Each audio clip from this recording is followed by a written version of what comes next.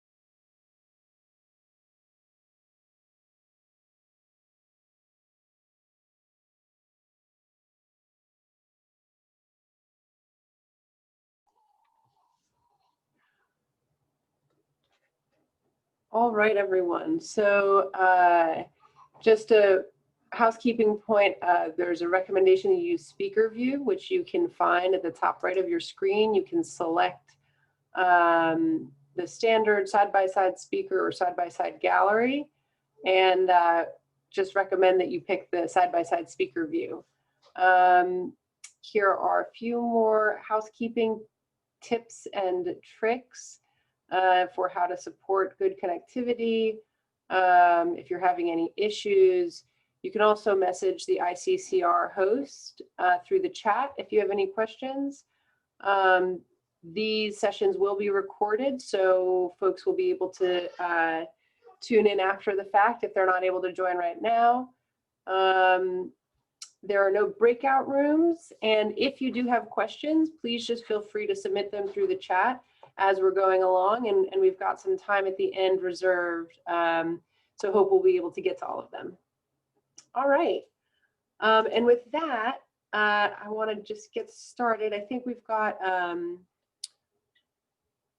one more speaker we'd love to get up on the screen here.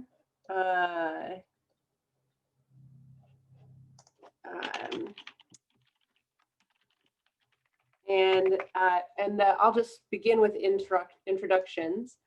But before we introduce our panelists, since we're waiting for Marita, oh, there we are. Hi, Marita, welcome. So before we get started, I just want to introduce this topic. As you all know, that we're here to talk about worker-driven corporate responsibility and how these models can address some of the challenges we face in our work in addressing human rights risks. So the ICCR community, I don't need to tell you, has pioneered shareholder advocacy for human rights for decades. And I really credit this community with getting human rights risk assessments in place, audits, improved policies, codes of conduct, a whole slew of victories over the years. And I think that shift is reflected in how some of the biggest actors are talking about these issues, from the Business Roundtable statement on stakeholder capitalism to just the really broad uptake of ESG investing and engagement and active ownership. But I think everyone here also recognizes that the work isn't done, and a lot of the risks, especially to workers and especially in agricultural industries, but also in a more macro sense in energy sectors and sectors undergoing a lot of disruption, the risks really persist, and many of them can become material risks to the companies we invest in and to our portfolios. COVID has made it really clear that these risks are interconnected and they can manifest in very real ways for both workers and companies. And I think and hope we're all kind of getting a sense of this big picture where the climate emergency and inequality and public health, all of these things are very interconnected, and they demand really dramatic and robust solutions. So we have folks with us today who have taken their time, they've taken time away from their work really on the front lines to protect human life, human rights, and to share with us some of the most promising, I think, solutions out there. So I think this is just a great opportunity for IC to continue to build on ICCR's legacy and leadership on human rights in the corporate space, and to explore some new models and some new alliances on how we can do that. So with that, I just want to very quickly go around the Zoom and introduce the panelists, or let them introduce themselves rather. So maybe Magali, we'll start with you. Hi, my name is Magali Licoli. I am the co-founder and director of Venceremos, an organization, grassroots organization in Arkansas that seeks to ensure the human rights of poultry workers. Great. And Marita, you next. So hi, my name is Marita Canedo. I'm right now in Vermont. I'm part of Migrant Justice Team, a grassroots organization of dairy farm workers. Wonderful. And Michael?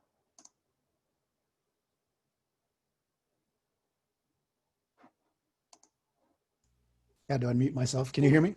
Mm-hmm. Okay. Hi, everybody. Michael Leon Guerrero. I'm the executive director of the Labor Network for Sustainability. We're a national network of labor unions, other labor organizations, and environmental justice allies. And our mission is to engage workers and communities in building for a just transition to an economy that is ecologically sustainable and economically just. And I'm based in Albuquerque, New Mexico. Wonderful. Well, thanks to all of you for being here today. I know this is really, it's so valuable for us as investors to hear directly from what's happening on the ground. So often we're relying on third parties or the companies themselves to tell us, and having you to give us that direct line of sight is really invaluable.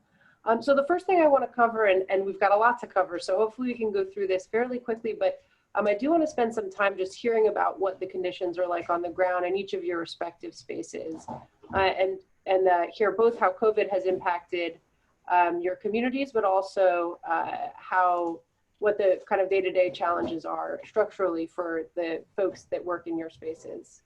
So again, let's start with Magali. Hi, well, yeah, it's really like a pleasure for me to talk about what's been going on with the poultry workers. As you have seen, the meat packing plants have been tremendously impacted by COVID-19. Over 40,000 meat packing workers have been infected by COVID, and over 200 workers have died. So really, like when we built Venceremos, because it's been a long journey of trying to find solutions to really change systemically the poultry industry and the conditions of poultry workers.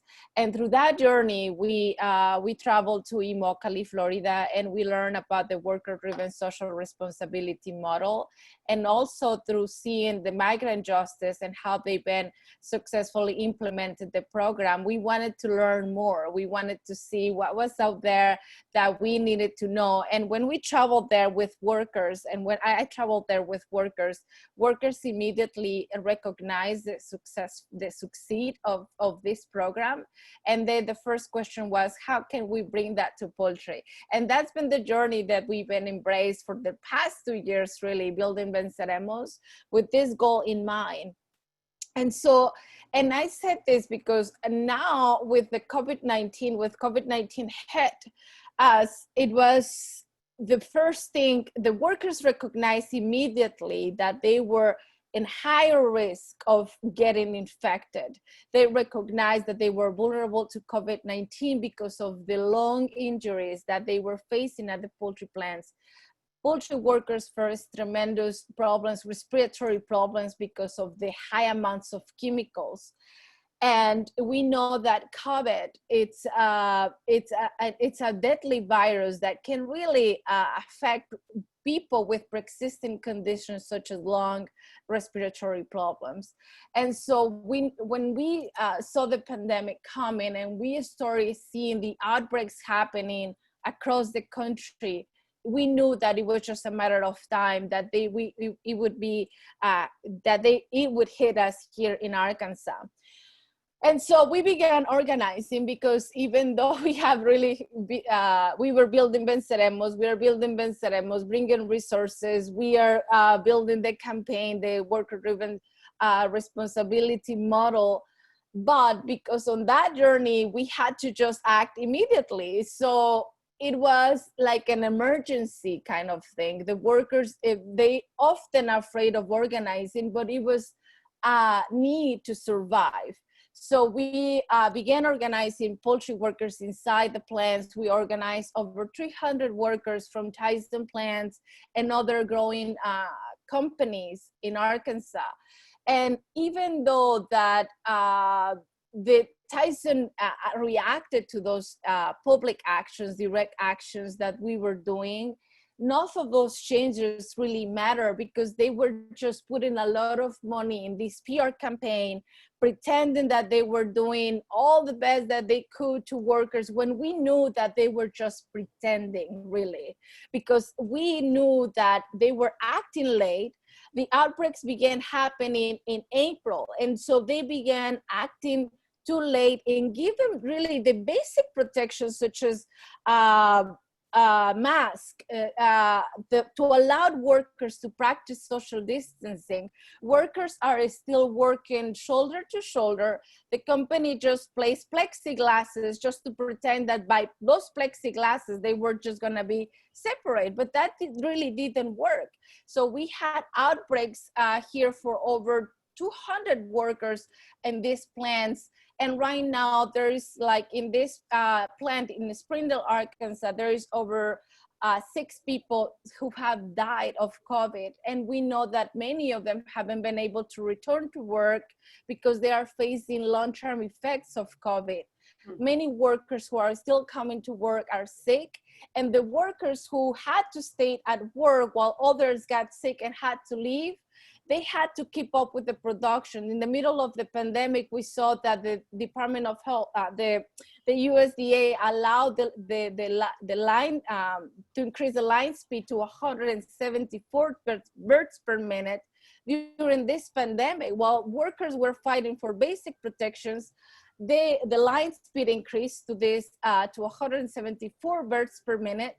And so everything was really acting against us. Everything has been acting against us. OSHA has also failed to protect workers. They have not reinforced the CDC guidelines that says that workers must be 6 feet apart and all of these basic protections. So the companies have failed to protect workers, blaming them now for getting sick and just being a lack of accountability for the lack of protection. So that's what we are right now. And we know that we won't have any truly answers until we implement such program. Magali, thank you so much. And yeah, it's really such a challenging situation. And I've got a bunch of follow-up questions, but we're gonna keep going around and come back to you. Marita, perhaps you could share a bit about the dairy workers. And I know you have some slides that I think our host can put up now.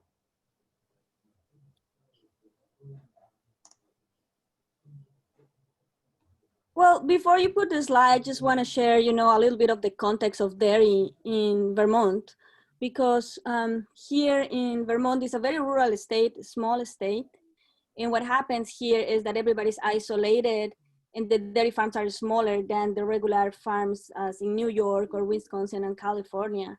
So yeah, if you can put the slide, there's some conditions for dairy workers there that we can read through it. And as we've seen, learning from workers themselves through surveys is that there are poverty wages. People are making less than the state minimum wage.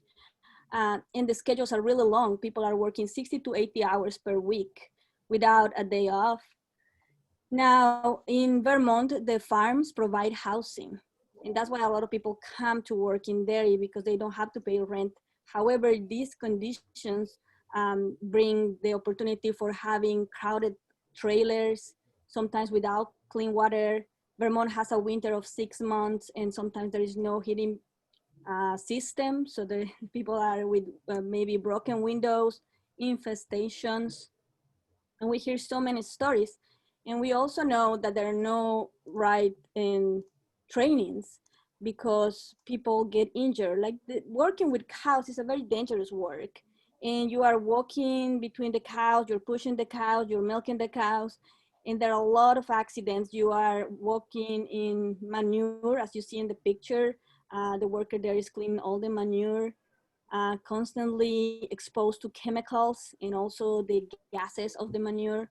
And there are no protections for workers because as agricultural workers, they are exempt of many labor laws. Because the farms are small, the OSHA investigators don't come to farms to do any inspections. And so that is kind of what is happening in dairy in Vermont. So we started the organization 10 years ago because of a tragic accident. Jose Obed Santis died of a preventable accident in a farm. His sweatshirt got tangled into a scraper machine. And that was kind of the spark to see, you know, there is a community that is really sustaining the dairy industry and it's invisible. So we've been organizing very grassroots with a lot of popular education. We came to learn about the CIW in Florida and the WSR model, and we were able to adapt the Fair Food program and create the Milk with Dignity program that I'm going to talk more later. But this is really, you know, the third year of this program, and we see the changes in farms. And so we were, we have a contract and we needed expansion because we see the real change. We were in the middle of a campaign with COVID hit. And what happened with the impact in COVID is that people still work, you know, they are called essential workers and they don't have any recognition, no protection. So if people get sick or need days off or need even to be isolated because they are feeling sick, there is no any resource or any option because the housing is crowded. Also, if you lose your job, you lose your housing. So we've seen that COVID has hit a lot in the economy of dairy. We have seen farms closing because co-ops have decided to pay less and buy less of the production. So farmers have seen themselves having to close or fire people. And we had community members having to travel across the country or to other states in the middle of pandemic when we were in the lockdown. So putting people at risk. The risks really abound. And so, okay, did you have one more slide or can we come back to it in the next section? Yeah, if you want to show the slide of the surveys, or I can share my screen to, not that one, but anyway. So we conducted 2 surveys, and one was in 2014 and another in 2018.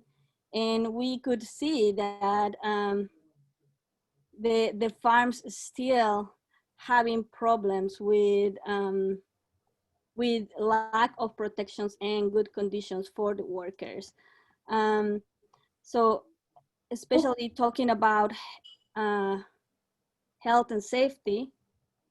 I don't know if you can see my screen now, but let me see. Why don't we come back to it in the next section when we talk about how the model works. And I just want to take a minute now to come to Michael, who is coming at worker risks from a different angle, but I think one that has also been on a lot of our minds, which is how a big shift in the labor market can cause risks both to workers and also to the economy more broadly. So Michael, can you, are you able to come off mute? There we go. Go ahead. All right. Yes. Can you hear me now? Mm-hmm. Okay. Well, thank you, Corey. And so LNS is, we're not doing corporate campaigns right now, but what I'd like to offer is some context to the economic transitions that we're already going through that are related to climate and the economy and also COVID-19. So it's important for us to be aware of the behavior of corporations and potential opportunities to support workers and communities in the economic transitions we're going through and that we will see in the future if we get serious about addressing climate change. So just one thing I want to mention is that we are just in the process now of completing over 100 interviews through a Just Transition Listening Project with workers and community leaders that have gone through major economic transitions like plant closures, that are going through them now or will be in the future. And we'll be reporting those findings and recommendations in December. So I'm happy to share that information when that's available. But climate change and the transition to a clean economy will need to happen on a very large scale, and many sectors and industries are going to be impacted including energy, transportation, agriculture, manufacturing, even hospitality and entertainment. Fossil fuels are already in decline as renewables are becoming cheaper. Coal has declined deeply in the past 10 years, mainly due to the affordability of natural gas and increasingly renewable energy sources like solar and wind. The pandemic is also having a major impact on several industries, including oil and gas. I'll say a little bit more about that later. In terms of just the energy sector, we are, from what I could gather, National Association of State Energy Officials and Energy Futures says that there are roughly 3.5 million workers now in energy extraction, electricity generation, transmission, distribution, and storage. So it's a big sector that's directly employing workers in those areas. And remember, this is just one sector that's facing an economic transition. What's happening right now is that there are a number of companies that are filing for bankruptcy, particularly in the coal sector, or downsizing due to alternative fuels or economic shifts and the pandemic. Between 2010 and 2019, for instance, more than 546 coal-fired power plants were retired in the US. Here in New Mexico, we had 3 of the largest ones in the Four Corners, San Juan, and Navajo generating stations. And also the Marathon refinery just announced that it's closing. So that's thousands of workers that'll be out of work in the Navajo Nation, which is one of the economically most depressed areas of the country, and where good paying jobs and basic infrastructure is really lacking. Coal generation, coal electricity generation is going to fall by 20% this year alone. And that's largely due to the lack of demand based on the pandemic. And so what's happening with all of this, of course, is that workers and communities are being left behind. Congress last year, for instance, had to bail out the pension fund for 92,000 coal miners and guarantee health care for 12,000 retirees because the companies weren't meeting their obligations. Thousands of workers have had to file for back pay in some cases, have won through bankruptcy proceedings. And then, as I mentioned, oil and gas demand dropped dramatically because of the pandemic. And in some cases, like here in Los Angeles, they had to store excess oil in tankers offshore. So now Phillips 66 is proposing to transition its refinery in Northern California to biofuels. And it's not clear yet what the impact's going to be on the workforce. And in addition to just jobs, the economic impacts, there's a toxic legacy, right? For instance, California Resources Corporation, that's the largest oil and gas producer in California, has filed for bankruptcy. And they have 18,000 oil wells, more than half of which are either idle, and so they haven't produced oil in more than 2 years, or they failed to produce in 2020. The company has a legal obligation to the state of California to plug and abandon those wells once they cease production. And that's a total cost of over $900 million that we don't know where that money is going to come from for that to happen. And the environmental and health impacts on communities and workers, because we're talking places like Kern County, where there's a lot of farm workers, domestic workers, and other essential workers that are living next to, thousands of toxic sites. So the Sierra Club, for instance, is calling on CRC to create a surety or a trust fund to protect them from bankruptcy and to assure that the funds are available for closure and cleanup of those wells. And just one more point on the flip side then are the emerging industries in the clean economy. So electric cars, solar industries, et cetera. They're not necessarily the most friendly to workers. Tesla, for instance, got $750 million in subsidies, tax subsidies from the state of New York, did not meet their hiring obligations, and have had a number of problems. Tesla got cited for illegal practices and trying to prevent union organizing in their plants. And then the solar industry is not unionized, pays a lot less. The median pay is about $45,000. That's the median pay. Whereas in the oil refineries, the median pay, companies were reporting as high as $200,000 last year, right? So it's a huge decline, and 45,000 being the median means that wages in a lot of those jobs are much lower. So anyway, I'll stop there just say this is the tip of the iceberg of what we're going to see in terms of what these economic shifts are going to mean for us in the future, and we need to be prepared for that.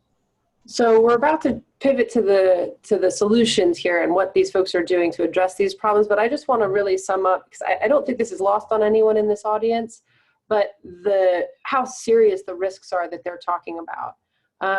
It's a workplace that exacerbates the risk of the spread of COVID, both to workers and within the community. We've seen huge outbreaks with headlines and real reputational harm to some firms that are doing this poorly.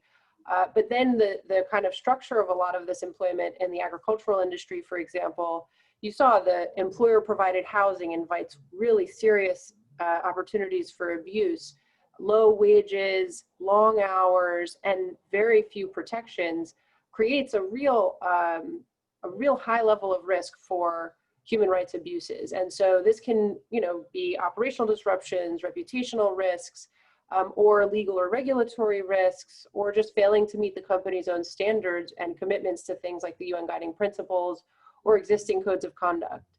And then at the other end of the spectrum, really at this macro level, we see the potential for a huge wide-scale shift away from what have been, while there is this toxic legacy and there's a clear, an imperative to shift the economy away from fossil fuel jobs, there is a huge cost associated with that doesn't always get addressed, which is what Michael just described with the jobs that are being replaced are very, very good jobs. They're unionized, they have benefits, they have good pay.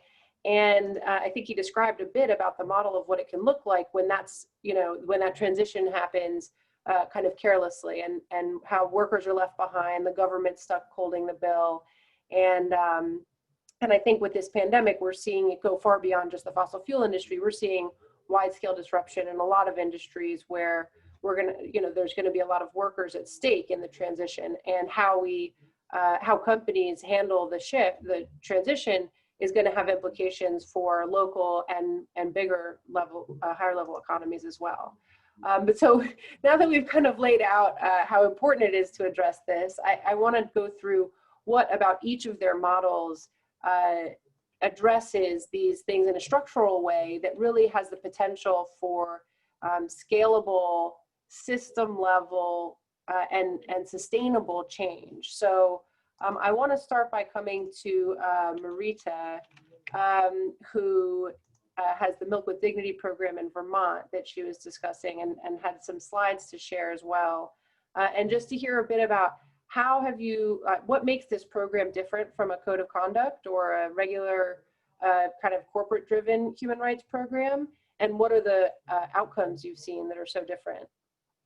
Sure, thank you so much. And this is what I wanted to share. This is a survey that we conducted 2018 and 2019, worker to worker. And it's very important because workers are only going to talk to other workers about the difficult situations that they embrace.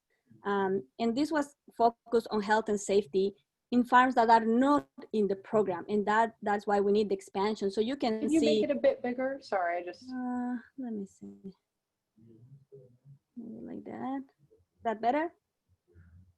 Yeah, that zoom button at the bottom. Perfect. Yeah, that's great. Thank you.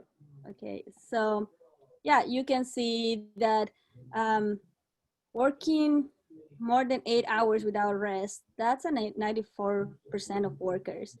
And not having 8 hours of sleep, we think that everybody goes to sleep and has enough time, but no, the schedules really don't allow to do this, because shifts start like every 3 hours break, or sometimes 4 hours. And then this is very important, having access to safety equipment and healthcare. People need all these things besides COVID, all the exposure to chemicals and dust and the manure and all that. It's really important to understand that this is a very dangerous work. I was talking about chemical and biological risk as well. And this is all outside of the Milk with Dignity program. One big thing is the food baths. Cows need to have their hooves washed, and the chemical used there, it's very, very dangerous for the respiratory system. And when people go to the hospital, then the doctors don't relate that to the worker conditions. So workers' comp is a big issue that doesn't come up. And then accidents with animals, mostly kicked, a little bit about the environmental risks, extreme cold, extreme heat, and the slippery floors. So I'm gonna stop sharing this, but I wanna show you that what we did with the program is we changed the situations. We have an agreement with Ben & Jerry's. And in this program, 20% of the Vermont dairy, it's getting protections, because we can talk about standards, code of conduct, laws, but if there is no enforcement, there is no way that things are gonna happen. So when we launched the Milk with Dignity program, we've seen some numbers here on the first 2 years. The company has invested over $1 million directly in workers' wages and bonuses. So the money that comes from the companies to the farms, it has to be to comply with this code of conduct. It cannot be used for other things. There have been a good number of farm audits with at least, more than 400 farm workers interviews and confirmed complaints. That has been a real change, because also in the program, there is a 24/7 worker support line. That's really important. So workers can talk and ask questions without fear of retaliation. That's a big protection that the program has, that there is the just cause. And let me show you, that's not there. I wanna show you these slides. So we just launched our biannual report, and you can see some results comparing the survey from 2014 and how the farms under the program changed from one year to the other. So how workers were paid at least the state minimum wage has increased. And then this, access to sick leave on Milk with Dignity farms. In 2018, only 46% of workers had access to this. In 2019, it's 81%, and it's increasing. Now in 2020, when we get the results of the, when we will get the results of the survey, we will see what is maybe 100% of people having access to this, which is really, really important. And then we can show this too. Pay stubs. We see that non-Milk with Dignity farms don't get pay stubs. And it's at 74%, it's a big number. And Milk with Dignity farms from 2018 and to 2019, the increasing of farms providing this as a record that workers are getting a pay for a pay stub. Oh, sure, it's really important. And then, sorry. And then this, access to rest and privacy. So the non-Milk with Dignity farms, you can see, not having a day off, 8 consecutive hours of rest, access to a bedroom with a closable door. What I was sharing, housing is provided, but the condition of housing can be terrible. We see the increasing of these things under the Milk with Dignity program from one year to the other, and it keeps going up. However, in the non-Milk with Dignity farms, that hasn't changed. So I'm gonna stop sharing my screen, thank you. Because yeah, I wanna talk to you about all these things and tell you that we've seen real change. And we call it a new day, and workers can say for sure this is a new day because they are leading this change. They are the ones that are educated about their rights and the responsibilities. They know what the code of conduct brings, what the standards are there. They have the support. And farmers are as well. Farmers and managers have the space and the place to come together and talk about these things. It's not a catch-up program. There is a plan for everything that needs to be resolved. And the Milk with Dignity Standards Council are investigators in place that are bilingual, that talk directly to the workers and the farmers. So there is this, amazing initiative and solution in an industry that there was nothing. And we've seen that right now, in this 20% of dairy in Vermont, workers are not leaving the workplace without notice. Farmers are feeling that they have an economic support to improve these conditions. And the company, Ben & Jerry's, can say for real that they are bringing dignity in their ice cream, not only a PR program, not only something to make their brand look better, but it's real change with data. And if you don't see anything that's 100%, it's because we know that real change takes time. And that's why we see it increasing from the first year to the second year. People weren't calling, people were just learning to have trust. And now we see a better participation from farmers and farm workers. Thank you so much, Marita. And everyone, you should know that all of the slides that you just saw and much more are available in the resources that came with the agenda, and I'm sure will be shared after the panel. But Migrant Justice just put out their annual, your annual report, and it is full of really great data. And it's, it's the kind of data that we wish we could have for all of the work sites and supply chain issues that we have in our, that we're trying to address with our human rights policies. So thank you. And it's so encouraging to see those numbers actually moving. It's hard to imagine sometimes from so far away the seriousness of the issues, like not having 8 hours, away from work where you could sleep or take care of, a family or any other issues you may have. And then the really serious risks to health, the health and safety. It's like the oldest kind of labor issues there are. And the risks are so pronounced, and right here, right in Vermont, we don't think about it as a hotbed of human rights crisis, but it's pretty significant what you're doing, and the solution is really also very incredible. So thank you so much. I'm going to come to Magali now and just see if you could talk a little bit about what you're doing in the poultry sector.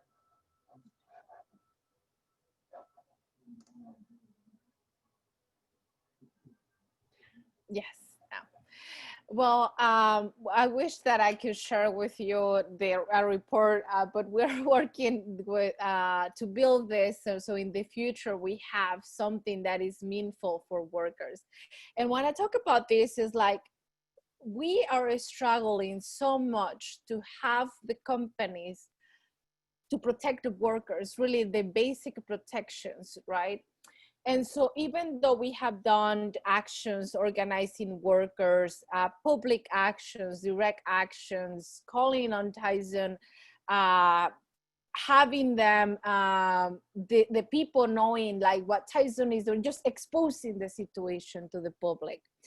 Tyson has come to really just invest a lot of money like in PR campaign just to pretend that they are doing this, and they will come to you and tell you that they have this program like a NOSHA or health and safety committee for workers.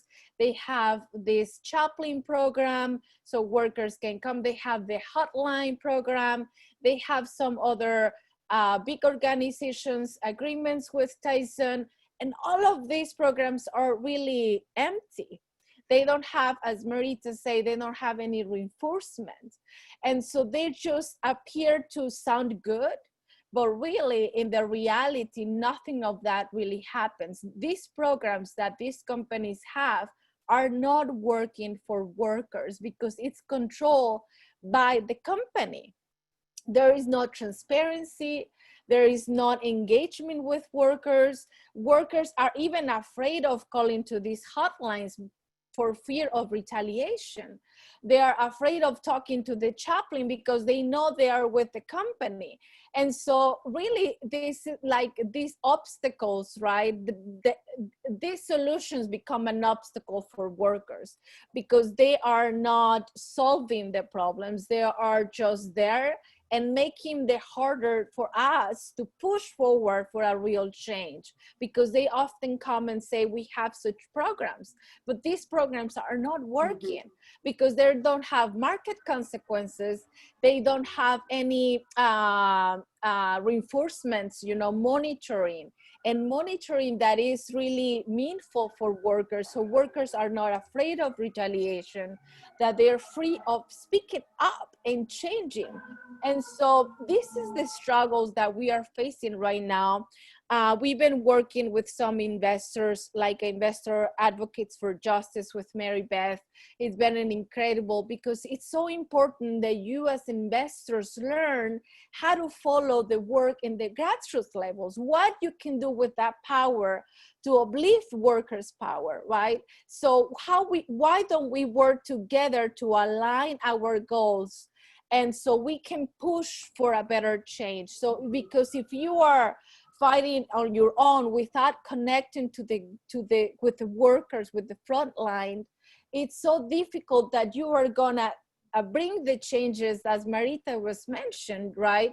So we want you all to be aligned with the front work that we are doing, so we all win, because I know that you also want these workers to win. We want these workers to succeed, so we better work together to make that happen.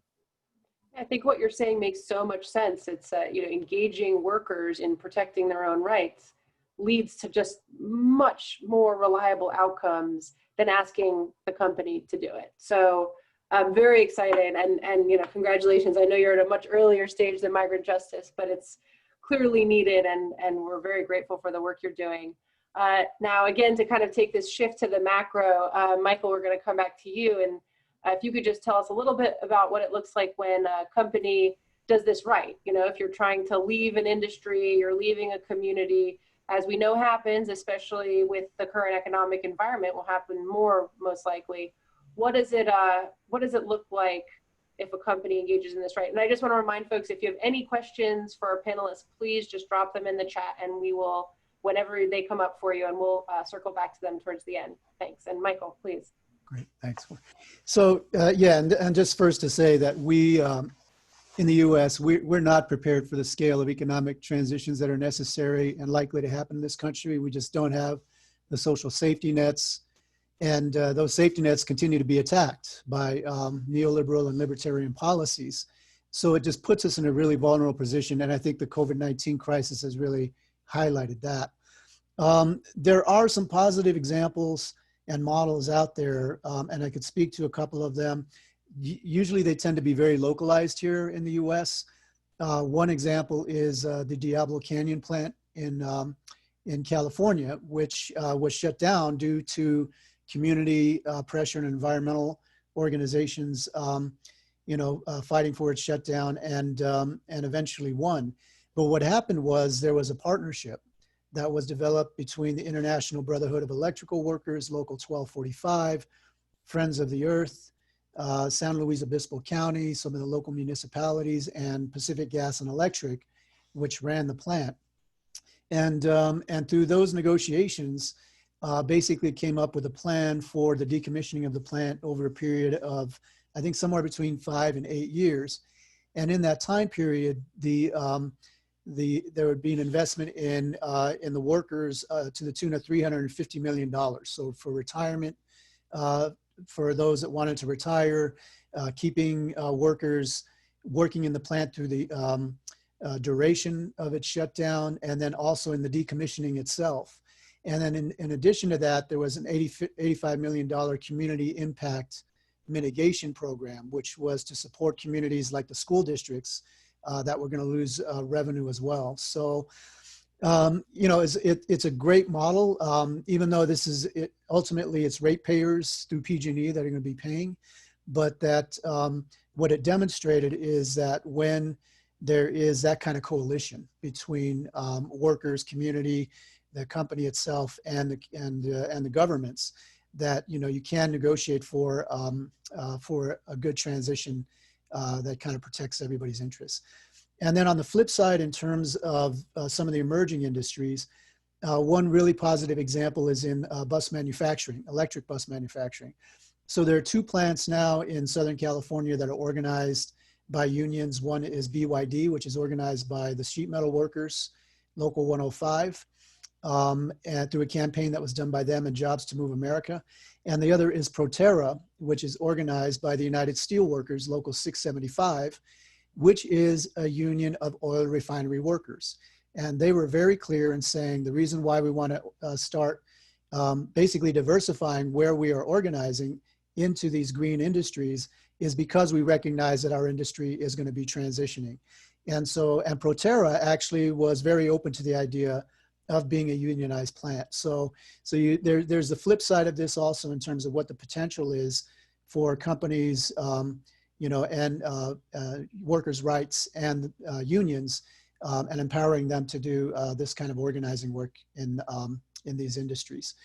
So there are other examples, but I think there's a lot of What's lacking in the corporations is an emphasis on the preparedness and the social responsibility of these companies in the transitions, because a lot of that, as you've heard, is the responsibilities falling on the community, on government, to pay for these transitions. And in PG&E's, one of the things that they did was actually they initiated a decommissioning fund years ago, which is going to contribute to this.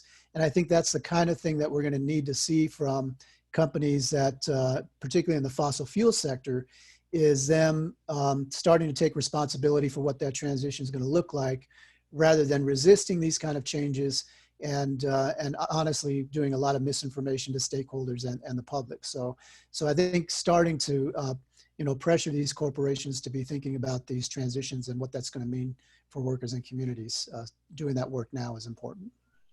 Yeah, and I think it really highlights the theme between all three of your work, which is engaging the stakeholders in the outcome we want to see. I mean, ultimately, like, what are we doing here? We're trying to talk about how to address human rights risks in the supply chains of the companies we invest in. And we've done it a lot of different ways over the years, but what you guys are talking about is something that has a measurable and demonstrated impact. And so it seems like really the best in class approach to human rights due diligence. It's better than having an auditor come in that's not affiliated or that's affiliated with the company. It's better a company run hotline. Like, when you describe the challenges of the existing models, it seems really quite obvious. And I think we as investors have to ask, like, what are we doing this for? What is our role here? What is our purpose here? And if our purpose is to try to mitigate and minimize to the greatest extent possible human rights risks in the supply chain, you all seem to be offering the most successful and effective solution. And so I guess the next thing I want to come to is about how we can better work together. Because, we do kind of enter at this from a very high level, and we often don't have the direct connection to folks on the front lines that could help guide us in what the best solutions are. From where we're sitting, we're talking to someone in investor relations, or maybe a person who specializes in supply chain and human rights management. That is the view that we're getting. And so hearing a different perspective is really illuminating. And so I want to just come to this question of, like, how can we better work together? And Marita, I know you have a specific campaign going right now, so maybe we'll start with that. Yeah, thank you. So as I was saying, we need to expand this program because it's only 20% of the dairy in Vermont. We had gone through a deep analysis with our community members, with our leaders, and we asked 1 year ago to the Hannaford supermarkets to join the program. They are sourcing from the Northeast region, and we've been in different actions in the past year, like phone calls. We were on a tour. And now, because of COVID, we had to stop all that, and we're doing a lot of online and emails and letters too. So the launch of the report on Saturday was really important because that's the tool to show to Hannaford supermarkets why it's needed that they can join the program and how they have the power. Through COVID, Hannaford has been able to increase their earnings, their incomes by 50% from COVID, because people are buying more. They've been doing a lot of charitable projects, but nothing that's really bringing change directly to the supply chain and the suppliers. So during this time, one thing that we're asking is ICCR wrote a letter that's really important.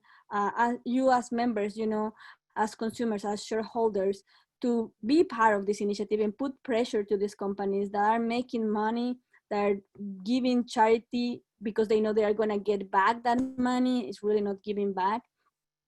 So we want the support from everybody to really get into Hannaford and say that they have to join this program. And so one thing that's so interesting about this campaign is that Ahold, the parent company, has pretty strong human rights commitments, and they have, through other subsidiaries, joined the Fair Foods program, which is, the parallel to this, the similar model to this, but in tomato farming. And so there is this big disconnect within the company between how they're operating in the dairy industry in Vermont versus other places in the company. So As she mentioned, there is going to be a letter, a sign-on letter that all the participants will get a copy of, and we hope you'll be able to join. Again, like we said, it's really a proven model. They're making measurable change on the ground, which is what we seek with a lot of our, code of conduct and other types of human rights risk assessments and audits. And so, having a proven solution is a rare thing in this world. And so, really, I'm excited to be able to support that work, and I hope a lot of you will be able to as well. I just want to remind you folks one more time that if you have any questions, please just drop them in the chat. And we do have one here for any of you about how have you worked with investors in the past, and maybe if you could give an example with, we'll say no names, but have there been times when perhaps an investor has unintentionally undermined your organizing work? I can go. So as you said, Ahold Hayes is the owner of Hannaford Supermarkets. We've been part of their board meeting of investors, and we put a very clear, concrete question about what are they going to do with their suppliers that are not complying with human rights. And they respond that by sharing the report that they will be cutting ties with suppliers that are breaking bare human rights for workers. We still need more support for them to understand the responsibility from their part to the most vulnerable people in the supply chain.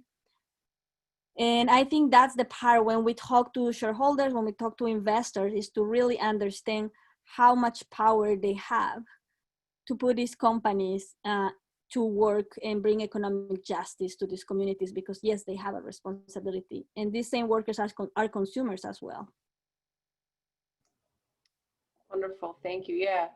A question now for Magali about how can investors know whether the hotline and other programs are working, and are there any metrics, or is there information that we can ask companies to disclose that would help give us insight into what's working and what's not?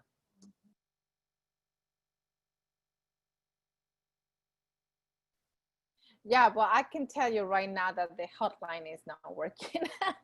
And I know that directly by workers, because I mean, we are in the front line. So I really, I think it will be a good question to ask these companies to give us a report of how many of their complaints have been solved and how, right? I don't think that they have such data, because there is not such data to really represent how the complaints are being fixed, and if they are preventable or if they are nothing, right? So I know that by firsthand that workers are terrified to even call these hotlines.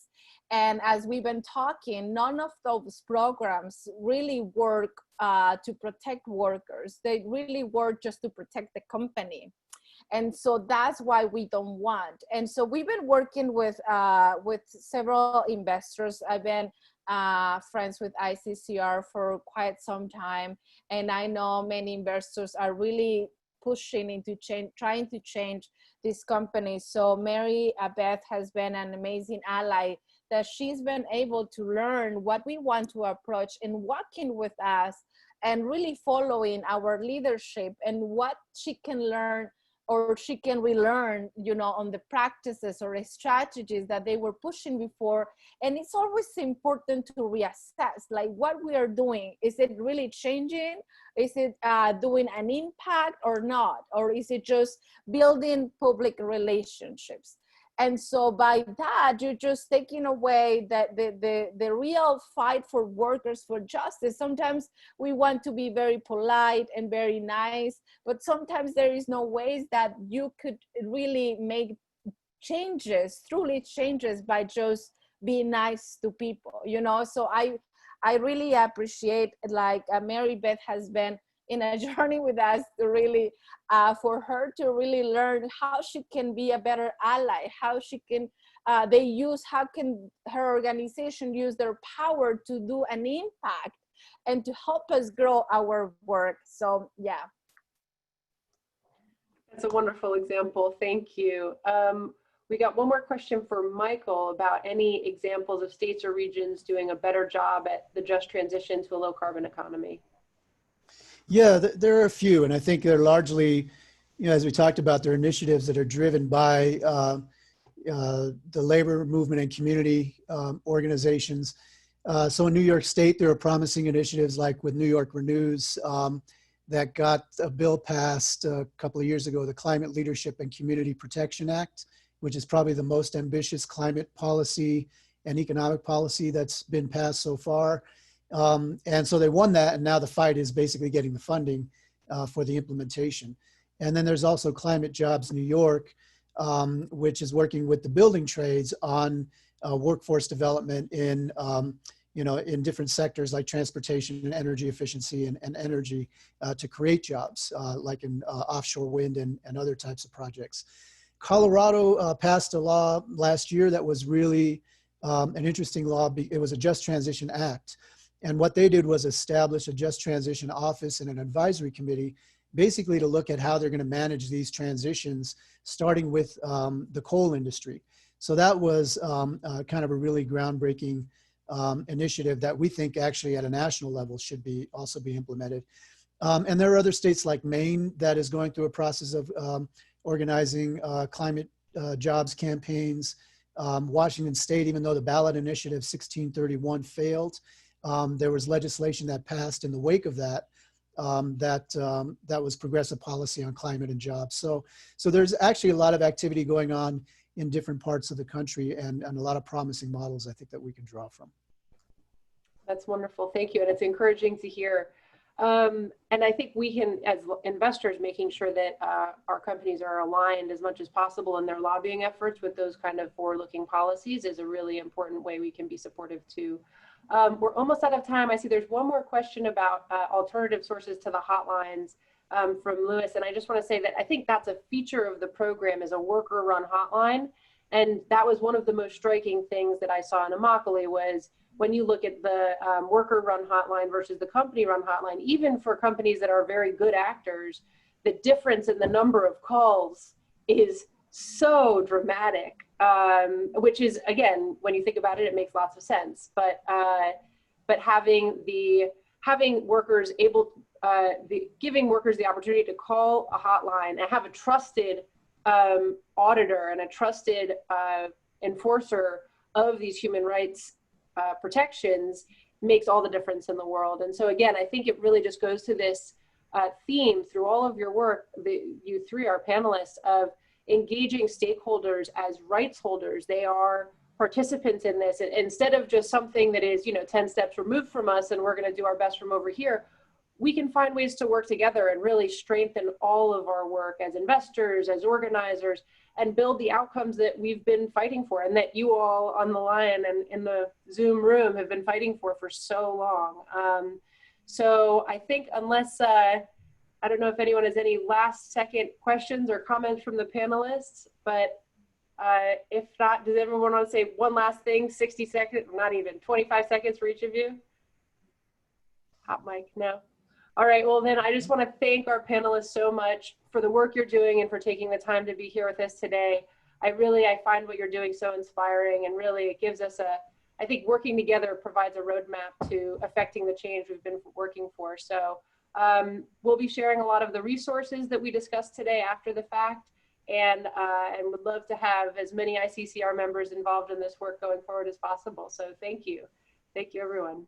Thank you so much. Thank you. Yeah, thank you for the opportunity.